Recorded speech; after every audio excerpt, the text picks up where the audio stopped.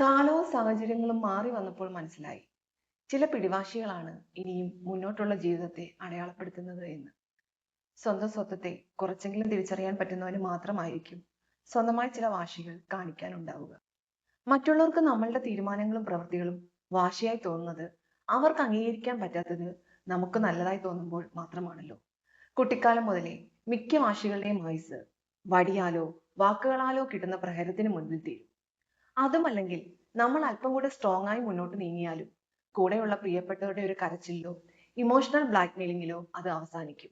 ഇനി ഇതൊക്കെയും തരണം ചെയ്ത് ഇതേ വാശിയുമായി മുന്നേറിയാലോ? ഓർമ്മപ്പെടുത്തലുകളുടെ അലയടികൾ ചുറ്റുമുള്ളവരിൽ നിന്ന് ഉയർന്നുകൊണ്ടേയിരിക്കും. വാശികൾക്കായി നിലകൊള്ളുമ്പോഴും ചുറ്റുമുള്ളവരെ ഒന്ന് കേൾക്കാൻ ശ്രമിക്കാം. വെറുതെ ഒന്ന് കേൾക്കുക. ഒരിക്കലും പെട്ടെന്നുണ്ടാകുന്ന വിചാരങ്ങൾക്കും വികാരങ്ങൾക്കും പുറത്ത് വാശികൾ നടപ്പാക്കാതിരിക്കാൻ ശ്രമിക്കാം. വിട്ടുവീഴ്ചകൾ അനിവാര്യമെന്ന് തോന്നിയാൽ മാറി ചിന്തിക്കാം. സമയം നൽകാം നമുക്കതിനായി. നമ്മൾക്ക് നമ്മളോട് തന്നെ ക്വസ്റ്റ്യൻസ് ചോദിക്കാം. എന്നിട്ടും തുടർന്നു പോകാൻ മസ്തിഷ്കം മന്ത്രിക്കുന്നു എങ്കിൽ മുന്നിലേക്ക് നടപ്പാക്കാം. ഈ പിടിവാശികൾ കൊണ്ട് ചിലപ്പോൾ ചില കാര്യങ്ങളിൽ തെറ്റുപറ്റിയേക്കാം. അങ്ങനെ പിടിവാശി കൊണ്ട് കാട്ടിക്കൂട്ടിയ ഏതെങ്കിലും ഒരു കാര്യം തെറ്റെന്ന് ബോധ്യമായാൽ അത് മനസ്സിലാക്കി സ്വയം ആ തെറ്റിനെ അംഗീകരിക്കാം. സാരമില്ലെന്നേ, നമ്മളോടും കൂടെയുള്ളവരോടും മനസ്സ് തുറന്നങ്ങ് ഏറ്റുപറയുക തെറ്റുപറ്റിപ്പോയി എന്ന്. തെറ്റുകളും കുറ്റങ്ങളും മനസ്സിലാക്കലും ഒക്കെ ചേരുന്നതല്ലേ ഒരു മനുഷ്യായുസ്.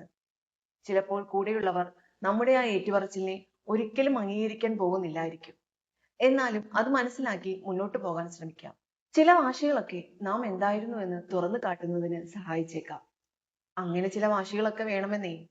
അങ്ങനെയെങ്കിലും സ്വന്തം സത്വത്തെ തിരിച്ചറിഞ്ഞ് ചേർത്ത് പിടിക്കാൻ സാധിക്കുമല്ലോ.